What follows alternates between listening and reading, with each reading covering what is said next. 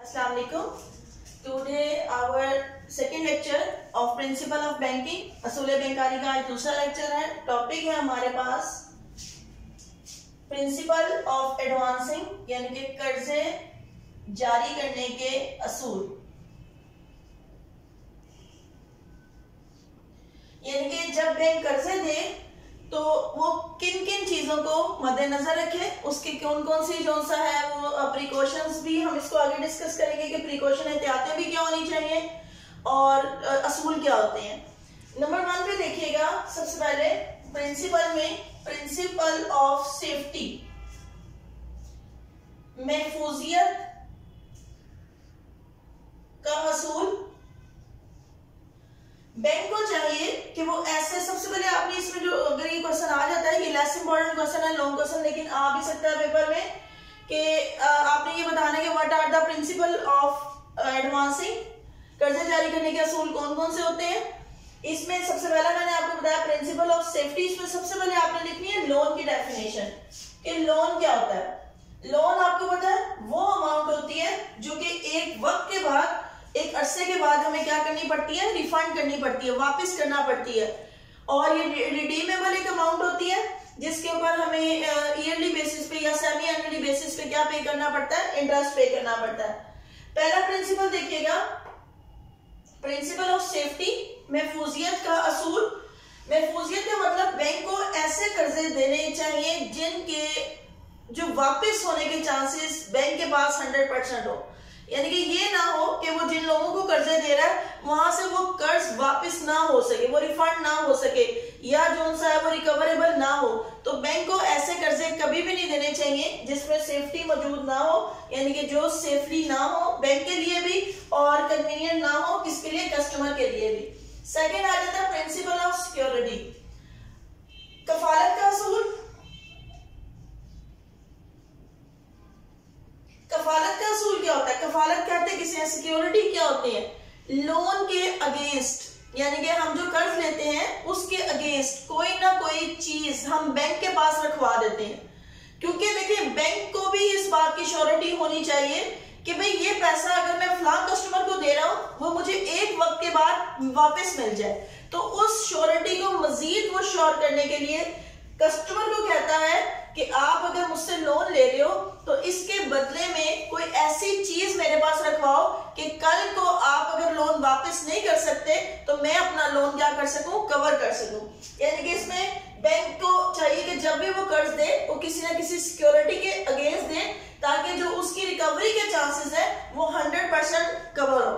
आपने पढ़ा होगा एक लियन का वर्ड, कल को अगर कस्टमर वो लोन की अमाउंट को वापस नहीं कर पाता तो बैंक उस सिक्योरिटी पे क्या कर लेता है, कब्जा कर लेता है, बैंक उसको सेल कर सकता है। अब जो सिक्योरिटी वो ले, सिक्योरिटी के लिए बैंक इजीली मार्केटेबल ऐसी चीजें सिक्योरिटी के तौर पे लेनी चाहिए बैंक को जो आसानी से मार्केट में सेल की जाए, जिसको आसानी से कन्वर्ट किसमें किया जा सके, कैश में कन्वर्ट किया जा सके। सेकंड, ऐसी बैंक को, आपको एक बात बता, फ्लक्चुएशन इन प्राइसेस, जिस चीज में भी ज्यादा होगी वो बिजनेस क्या होता है, रिस्की होता है। तो बैंक कभी भी ऐसी सिक्योरिटी नहीं लेता कस्टमर से जिसकी प्राइसेस में फ्लक्चुएशन क्या हो, ज्यादा हो। लाइक सपोज करें गोल्ड है या शेयर्स की वैल्यू है, अगर सपोज करें एक शेयर की वैल्यू आज 100 रुपीज है, कल में भी इसकी 50 रुपीज पे आ जाए वैल्यू, कल में भी 150 पे आ जाए, यानी कि फ्लक्चुएशन इन प्राइसेस क्या है, बहुत ज्यादा है। जब फ्लक्चुएशन इन प्राइसेस होंगे तो बैंक को पता है जहां मेरी सिक्योरिटी की वैल्यू इंक्रीज हो सकती है वहां मुझे नुकसान का सामना भी करना पड़ सकता है, मेरा लोन बैड डेट्स में भी कन्वर्ट हो सकता है। तो बैंक ऐसी सिक्योरिटी डिमांड करता है जिसकी प्राइसेस क्या रहे, स्टेबल हो या फिर एप्रिशिएबल हो या फिर इंक्रीज होने के बैंक के पास चांसेस हो।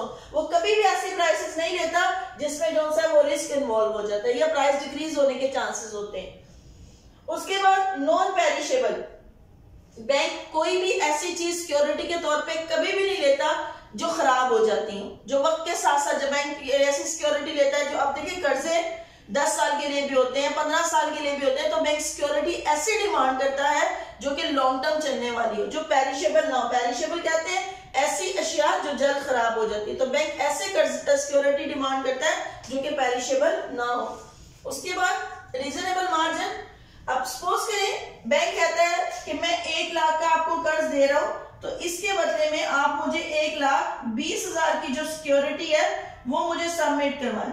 अब बैंक ये नहीं कह सकता भाई 1 लाख के अगेंस्ट आप मुझे 5 लाख की सिक्योरिटी जो सा है वो सबमिट करवाएं। यानी कि ये असूल होना चाहिए जिसमें रीजनेबल क्या हो, मार्जिन हो। रीजनेबल मार्जिन किस चीज का, सिक्योरिटी और यानी कि लोन और अमाउंट ऑफ सिक्योरिटी के दरमियान एक रीजनेबल मार्जिन हो। ये तो हर बंदा सबमिट करवा सकता है, लेकिन अगर बैंक डिमांड करता है भाई अगर 1 लाख का कर्ज लेना है तो आप मुझे 5 लाख की कोई चीज जमा करवाओ, तो ऐसा पॉसिबल नहीं होगा। तो रीजनेबल मार्जिन होना चाहिए, इजी ट्रांसफरेबल। बैंक अपने पास ऐसा वो रखे जो कि आसानी से किसी दूसरे शख्स के नाम हो सके, जो आसानी से जो सा है वो किसी जगह दूसरी जगह पे ट्रांसफर हो सके। तो ट्रांसफरेबल गुड्स होती है, बैंक उसके अगेंस्ट सिक्योरिटी के तौर पे वो लेता है। थर्ड प्रिंसिपल आ जाता है प्रिंसिपल ऑफ इनकम, यानी कि आमदनी का असूल। आमदनी का असूल क्या होता है कि बैंक वो सिक्योरिटी ले लोगों से जो उसकी सोर्स ऑफ इनकम भी बढ़े, जिसको वो री इन्वेस्ट कर सके, वो किसी दूसरी जगह पे किसी प्रोजेक्ट पे वो चीज लगा सके, ताकि उसका क्या हो, इनकम का जरिया भी हो। तो बैंक को असूल ये होना चाहिए बैंक का सिक्योरिटी का कि वो ऐसी सिक्योरिटी ले जो कि उसकी सोर्स ऑफ इनकम का भी बायस बने, यानी कि आमदनी का जरिया बने। ये ना हो कि उसको उल्टा नुकसान हो। आगे देखिएगा प्रिंसिपल ऑफ डाइवर्सिफिकेशन, मुंतकली का असूल। बैंक आपने ऑप्शन एक नाम सुना होगा डाइवर्ट का। डाइवर्ट का मतलब क्या होता है, आपके मोबाइल फोन्स में भी ऑप्शन होती है, उसमें होता क्या है कि आप अपनी कॉल को किसी दूसरे शख्स को ट्रांसफर कर सकते हैं अपनी अनअवेलेबिलिटी की सूरत में। मुंतकली का असूल यहाँ पे क्या है, यहाँ पे ये है कि आप सपोज करें 10 लाख का बैंक ने कर्ज देने हैं, अपनी इन्वेस्टमेंट करनी है, सोर्स ऑफ इनकम बढ़ानी है, पैसे प्रॉफिट इंक्रीज करना है, उसने 10 लाख का कर्ज देना है। वो ये ना करे कि 10 लाख का कर्ज किसी एक शख्स को दे दे, बल्कि वो क्या करे, छोटे छोटे उन 10 लाख को डिस्ट्रीब्यूट करके मुख्तलिफ लोगों को कर्जे दे। क्यों, देखिए यहाँ पे एग्जाम्पल लिखी है, all the eggs should not be in one basket, कि तमाम अंडे एक ही टोकरी में नहीं रखने चाहिए। क्यों, क्योंकि अगर एक टोकरी गिर जाती है तो वो सारे के सारे अंडे टूट जाएंगे। लेकिन यही अगर आप डिफरेंट बास्केट्स में रखते हो एग्स को, तो वो अगर एक टोकरी गिर भी जाती है तो बाकी जो एग्स होंगे वो क्या रह जाएंगे, सेव रह जाएंगे। ये एग्जाम्पल काफी फेमस है, एक नॉवल से ली गई है ये एग्जाम्पल, और इसका भी मतलब यही है कि बैंक को कर्ज ये नहीं करना चाहिए कि सारा पैसा सिर्फ एक शख्स को दे दे, क्योंकि अगर वो शख्स इंसॉल्वेंट होता है, वो शख्स डिफॉल्टर होता है, तो उस सूरत में बैंक का सारा पैसा क्या होगा, डूब जाएगा। अगर वही वो 10 लाख की अमाउंट 10 लोगों को कर्ज देता है तो हो सकता है एक डिफॉल्टर हो जाए, हो सकता है कोई भी ना हो सकता है 2 डिफॉल्टर, 10 के 10 इकट्ठे डिफॉल्टर नहीं हो सकते, बैड डेट्स नहीं हो सकते। तो बैंक को चाहिए कि वो डिफरेंट सेक्टर्स में अपने पैसे को इन्वेस्ट करे, डिफरेंट मोड्स में अपने पैसे को इन्वेस्ट करे, ताकि वो मैक्सिमम क्या कर सके, प्रॉफिट को अर्न कर सके। इसके बाद आ जाता है आपका प्रिंसिपल ऑफ लिक्विडिटी। लिक्विडिटी क्या होती है, लिक्विड एसेट भी होते हैं, उसी से ये वर्ड निकला है लिक्विडिटी का। ऐसे एसेट्स जिनको आसानी से मार्केट में सेल करके आसानी से कैश में कन्वर्ट किया जा सके, those assets which are easily converted into cash, that is called liquid assets. तो बैंक को ये असूल होना चाहिए कि वो जो सिक्योरिटी अपने पास ले रहा है वो इस तरह की होनी चाहिए कि उसको आसानी से मार्केट में फौरी तौर पे सेल करके पैसा कमाया जा सके। ये ना हो कि बैंक उसको सेल नहीं कर पा रहा, अगर वो पर्सन लोन नहीं पे करता तो बैंक उसको सेल नहीं कर पा रहा, या कोई और रीजन है, तो बैंक को ऐसी सिक्योरिटी लेनी चाहिए जिसको आसानी से क्या किया जा सकता हो, कैश में कन्वर्ट किया जा सकता हो। उसके बाद प्रिंसिपल ऑफ रीपेमेंट, बैंक ऐसा कर्जा दे जो काबिल वापसी हो। ये ना हो, आप देखें इसमें वो फाइनेंशियल पोजीशन पर्सन की देखें कि भाई ये क्या कल को मेरा पैसा वापस कर देगा। फिर दूसरी बात वो ये देखे कि जो पैसा मैं इसको लोन की सूरत में दे रहा हूं ये किस कामों में लगा रहा है। आपको पता है 2 काम हो सकते हैं, या तो वो प्रोडक्टिव काम में लगाएगा या किस चीज में लगाएगा, नॉन प्रोडक्टिव में। नॉन प्रोडक्टिव में जो चांसेस होते हैं डिफॉल्टर के वो ज्यादा होते हैं। नॉन प्रोडक्टिव लाइक शादी थी, शादी के लिए किसी ने कर्ज लिया अब उसके पास ऑलरेडी पैसे नहीं थे, उसने वो कर्ज लेके जो सा वो शादी पे खर्च किए, तो वो लाजमी सी बात है, वो शादी होगी, पैसा खर्च, उससे कोई इनकम नहीं बननी, तो कल को चांसेस हो सकते हैं कि वो शख्स अपना पैसा वापस ना कर सके। तो बैंक को चाहिए ऐसे कर्ज दे जिसमें वो क्या करे कि वो प्रोडक्टिव जो सा वो पर्सन यूज कर रहा है वो प्रोडक्टिव वर्किंग के लिए हो, ना कि नॉन प्रोडक्टिव के हो। ये आपका था प्रिंसिपल्स किस चीज के, एडवांसिंग के, यानी कि कर्जे जारी करने के क्या क्या असूल बैंक को अपनाने चाहिए। अब इसके साथ ही आ जाता है प्रिकॉशंस ऑफ एडवांसिंग, यानी कि कर्जे जारी करने की एहतियातें।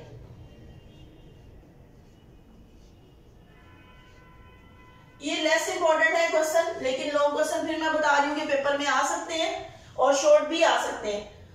नंबर 1, कर्जा जारी करने की एहतियातें तकरीबन वही हैं जो हमने असूल भी डिस्कस किए हैं। सेफ्टी ऑफ लोन, देखिए यहाँ पे भी हमने पढ़ा था प्रिंसिपल ऑफ सेफ्टी, कि बैंक को ऐसे कर्ज देने चाहिए जो कि सेफ हो, जिसकी रिकवरी के चांसेस बैंक को नजर आ रहे हो भाई इसके रिकवरी के चांसेस देखें हर कोई 60% है, 70% है। बैंक को चाहिए कि वो कर्जे दे जिसमें रिकवरी के चांसेस कितने हो, 100% हो, जो इजीली जो है वो जिस पर्सन ने लोन दिया वो आपको कल को वापस भी कर देगा। तो सेफ होने चाहिए आपके कर्जे। रीजनेबल प्रॉफिट, रीजनेबल प्रॉफिट का मैंने यहाँ पे आपको बताया था कि बैंक जो लोगों से मुनाफा, इस्लाम में भी है, बिजनेस के कैरेक्टरिस्टिक्स में आपने पार्ट 1 में कॉमर्स में भी पढ़ा था कि मुनाफा वो होता है जो रीजनेबल हो। ये नहीं कि आप अवाम को लूटना शुरू कर दो, उनसे जो है वो ब्लैक मनी के तौर पे पैसा हथियाना शुरू कर दो। तो रीजनेबल प्रॉफिट होना चाहिए किसमें, लोन जब आप इशू करते हो। Diversification of loan, diversification of loan में जैसे मैंने अभी एग्जांपल दी थी कि all the eggs should not be in one basket, कि तमाम का तमाम कर्ज किसी एक शख्स को नहीं देना चाहिए, बल्कि क्या करना चाहिए कि डिफरेंट मोड ऑफ इन्वेस्टमेंट करनी चाहिए, डिफरेंट सेक्टर्स में पैसा इन्वेस्ट करना चाहिए, ताकि कल को अगर एक नुकसान हो भी जाए, डिफॉल्टर हो भी जाए, तो आपका सारा का सारा पैसा ना डूबे, बल्कि डिफरेंट आपके पास मोड्स हो जिसके थ्रू आपका पैसा क्या हो जाए, सिक्योर हो जाए। उसके बाद लिक्विडिटी का भी मैंने आपको बताया। लिक्विडिटी किसको कहते हैं, लिक्विडिटी लिक्विड एसेट से निकला है कि बैंक को चाहिए कि वो ऐसे कर्ज ले जिसको आसानी से कैश में क्या किया जा सकता हो, कन्वर्ट किया जा सकता हो। अगर आसानी से बैंक कैश में कन्वर्ट नहीं कर सकेगा तो वो अपना लोन को भी रिकवर नहीं कर सकता। सिक्योरिटी ऑफ लोन, बैंक को चाहिए कि आपको पता है लोन 2 तरह के होते हैं, सिक्योर लोन और अनसिक्योर लोन। ये लास्ट हमने टॉपिक में भी पढ़ा था, सिक्योर लोन के बारे में भी और अनसिक्योर लोन के बारे में भी, कि बैंक को चाहिए वो लोन इशू करे जो किसी ना किसी सिक्योरिटी के अगेंस्ट हो। अगर वो अनसिक्योर लोन जो सा है वो इशू करता है तो उसमें रिकवरी के चांसेस क्या होते हैं, कम होते हैं। यानी कि बैंक जब भी कोई कर्ज दे तो वो अपने पास किसी किस्म की कोई security more than the loan amount अपने पास जरूर रखे, क्योंकि कल को अगर वो शख्स लोन वापस नहीं करता तो बैंक के पास ये इख्तियार होता है कि वो उसकी सिक्योरिटी को अपनी पोजेशन में ले सकता है। कस्टडी ऑफ सिक्योरिटी, ये वही बात लिखी है कि अगर कल को वो शख्स पैसे नहीं वापस करता तो बैंक के पास ये इख्तियार होता है कि वो अपनी कस्टडी में क्या ले ले, सिक्योरिटी को ले ले। इस तरह की, यानी कि पहले से बैंक को चाहिए कि ये तमाम चीजें कॉन्ट्रैक्ट जब लोन देते वक्त ये बात लिखी होनी चाहिए कि अगर कल को ये शख्स पैसा वापस नहीं करेगा तो बैंक वो सिक्योरिटी अपनी कस्टडी में ले सकता है। इसके बाद देखें ज्वाइंट प्रॉपर्टी, बैंक को चाहिए जिन लोगों की ज्वाइंट प्रॉपर्टी है उनमें से किसी एक को कर्ज ना दे, क्योंकि कल को अगर वो शख्स डिफॉल्टर होता है तो आप उस प्रॉपर्टी पे कब्जा नहीं कर सकते। क्यों नहीं कब्जा कर सकते, क्योंकि उस प्रॉपर्टी के जो ओनर्स हैं वो 2 लोग हैं। आप किसी एक के राइट्स को इस्तेमाल कर सकते हैं, दूसरे के राइट्स को इस्तेमाल नहीं कर सकते। तो बैंक को चाहिए कि ऐसे लोगों को कर्जा ना दे जिनकी प्रॉपर्टी इकट्ठी हो, यानी कि ज्वाइंट हो, यानी कि सपोज करें एक घर है वो 2 लोगों के नाम पे, लेकिन कर्ज किसी एक शख्स ने लिया, तो बैंक कभी भी उस प्रॉपर्टी पे कब्जा नहीं कर सकता। क्यों, क्योंकि वो दूसरे शख्स के नाम पे भी है जिसने बैंक से कर्जा नहीं लिया। डिस्प्यूटेड सिक्योरिटी, बैंक को चाहिए कोई ऐसी सिक्योरिटी अपने पास ना ले जिसके ऊपर पहले ही कोई मतनाज़ा या फिर जो है वो झगड़ा वगैरह चल रहा है, क्योंकि उस सूरत में भी बैंक जो है कल को अगर वो शख्स लोन वापस नहीं करता तो बैंक उस सिक्योरिटी पे कब्जा नहीं कर सकता। क्यों, क्योंकि ऑलरेडी वो डिस्प्यूटेड है, ऑलरेडी उसके ऊपर केस चल रहा है या कोर्ट केस चल रहा है या लिटिगेशन कोई केस चल रहा है, इसी तरह से वो डिस्प्यूटेड है। उसके बाद ऑब्जेक्टिव ऑफ लोन, ये मैंने अभी बताया था कि जो लोन लेने का मकसद है वो दो तरह के हो सकते हैं, प्रोडक्टिव भी हो सकते हैं और नॉन प्रोडक्टिव भी हो सकते हैं। बैंक को चाहिए कि जब वो कर्ज दे तो वो ये बात पहले पूछ ले कि कर्ज का इस्तेमाल क्या होगा, यूजेज ऑफ लोन क्या है। अगर तो जो सा है वो प्रोडक्टिव है तो इसमें जो रिकवरी के चांसेस होते हैं वो ज्यादा होते हैं। अगर आपका कर्ज नॉन प्रोडक्टिव है तो उसमें रिकवरी के चांसेस क्या होते हैं, कम होते हैं, क्योंकि कल को अगर उसकी जायदाद बिक जाती है, कुछ भी हो जाता है, तो आप पैसा वापस नहीं ले सकते। अमाउंट ऑफ लोन बैंक को चाहिए, ये भी वही बात आ जाती है, ये डाइवर्सिफिकेशन वाली जो हमने यहाँ पे भी डिस्कस की थी, कि बैंक को चाहिए कि ऐसा कर्ज ले जो कि जो सा अमाउंट है वो किसी एक शख्स को बहुत ज्यादा ना दे कर्ज, क्योंकि जब ज्यादा कर्ज होंगे, if you want to get more profit you should have to be ready for the more loss, कि अगर प्रॉफिट होगा तो बैंक को नुकसान, अगर उतने पैसे पे बैंक को मुनाफा मिल रहा है तो उतने पैसे पे बैंक को नुकसान भी हो सकता है, वो शख्स बैड डेट्स में या डिफॉल्टर में भी आ सकता है, इंस्टॉलमेंट भी हो सकता है। उसके बाद ड्यूरेशन ऑफ लोन, आपको पता है 3 तरह से बैंक कर्जे देता है। 3 तरह से बैंक कौन कौन से कर्जे देता है, short term loan, medium term और लॉन्ग टर्म। बैंक को चाहिए कि वो ज्यादातर कौन से कर्जे दे, short term loan, medium term loan. Long term से बैंक को चाहिए कि वो अवॉइड करे, क्योंकि लॉन्ग टर्म में जो सा है वो चांसेस डिफॉल्टर के क्या होते हैं, ज्यादा होते हैं। आप देखिए जो शॉर्ट टर्म लोन होता है वो 6 मंथ से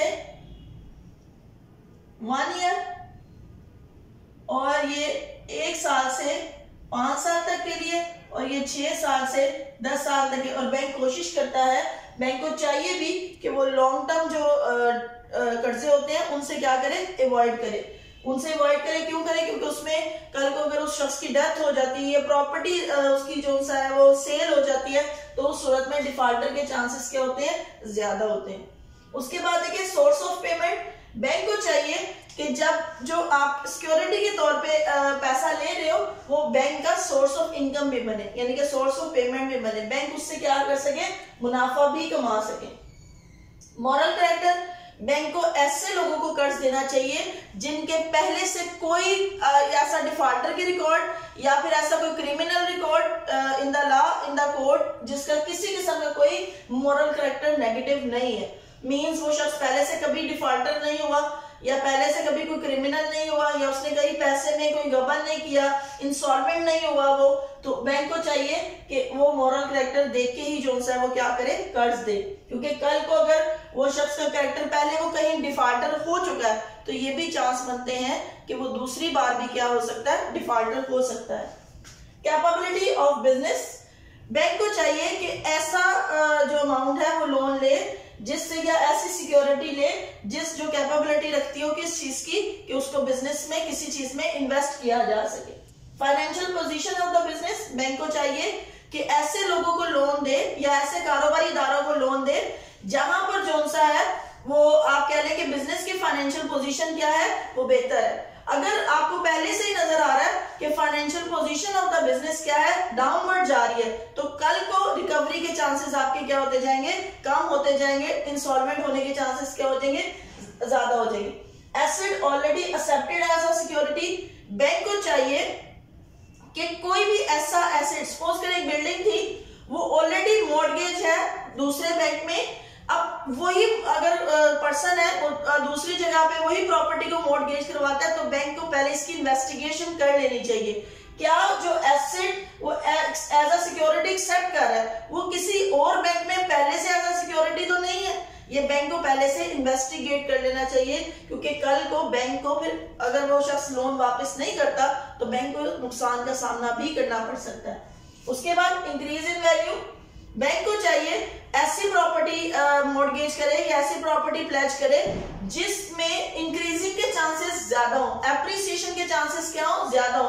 आपको पता है आपके फिक्स एसेट हर साल गाड़ी सपोज करें किसी ने मॉर्गेज करवाई है बैंक के पास, उस सूरत में क्या होगा कि कल को अगर कोई ना कोई नुकसान हो जाता है या कोई आप कह लेंगे उसकी वैल्यू डिक्रीज हो जाती है तो बैंक को क्या हो सकता है, नुकसान का सामना भी करना पड़ सकता है। इंश्योर्ड सिक्योरिटी, कि अगर वो आपकी सिक्योरिटी किसी ना किसी सूरत की बिना पे अगर खराब हो जाती है, ऐसी पैरिश, जैसे हमने यहाँ पॉइंट पढ़ा था कि कोई भी पेरिशेबल गुड्स बैंक को एज ए सिक्योरिटी अपने पास नहीं रखनी चाहिए, क्योंकि अगर वो पेरिशेबल होंगे, इंश्योर्ड नहीं होंगी, अगर कोई ऐसी चीज है जो खराब हो सकती है उसको इंश्योरेंस करवा ले, क्योंकि कल को अगर वो चीज खराब हो जाएगी या कुछ भी उसको नुकसान, से घर है सपोज करें, कल को जल्जला आता है, अर्थक्वेक की सूरत में वो घर तबाह हो जाता है, अगर वो इंश्योर्ड होगा तो उसकी रिकवरी कौन करेगा, इंश्योरेंस कंपनी। लेकिन अगर जो सा वो इंश्योर्ड नहीं है तो बैंक को लॉस का सामना करना पड़ सकता है, क्योंकि जो पर्सन ने आपको सिक्योरिटी दी थी वो फुल फ्लेज घर था। उसके बाद special precautions for the different customer, ये आप लोगों ने सिर्फ टॉपिक रीड आउट करना है, इसको आप लोगों ने याद नहीं करना, ये जिस आप लोगों ने पढ़ना है, ये जो टॉपिक है ये लॉन्ग क्वेश्चन बाज़ वक़्त आ जाया करता है, ये नहीं आता। Special precaution from the different customer, like इसमें इंडिविजुअल है, इंडिविजुअल्स के लिए क्या क्या प्रिकॉशंस हैं ये आपकी बुक में सारी लिखी हुई है, इसको आप एक दफा पढ़ लीजिएगा। फिर सोल ट्रेडरशिप, आपको पता है वो बिजनेस होता है जिसमें जो ओनर ऑफ द बिजनेस होता है वो एक सिंगल पर्सन होता है। उसके बाद पार्टनरशिप है, पार्टनरशिप जो सा है आपको पता है कि शरारती कारोबार है, इसमें दो से ज्यादा लोग बैंक से कर्ज लेते हैं, तो उसकी भी क्या सर्कमस्टेंसेस होंगे ये भी आपकी बुक में लिखे हुए हैं। इसी तरह जॉइंट स्टॉक कंपनी है, इसकी भी सारी, जस्ट आपने ये जो टॉपिक है इसको आप लोगों ने रीड आउट करना है, और बाकी ये जो पॉइंट है इसको अच्छे तरीके से देखना है। अगर आप प्रिंसिपल देखेंगे तो प्रिंसिपल से ही डेरिवेशंस हुई है आपके प्रिकॉशंस की, क्योंकि जो असूल बनाए हुए हैं उसी में बैंक अगर एहतियात करता है तो वो फुल फ्लैज अपनी लोन को सिक्योर कर सकता है, अदरवाइज इंसॉल्वेंट होने के चांसेस भी क्या होते हैं, ज्यादा होते हैं। इसके अलावा अगर कोई आपको पॉइंट को ना समझ आए तो आप जो है वो डिस्कस कर सकते हैं नेक्स्ट।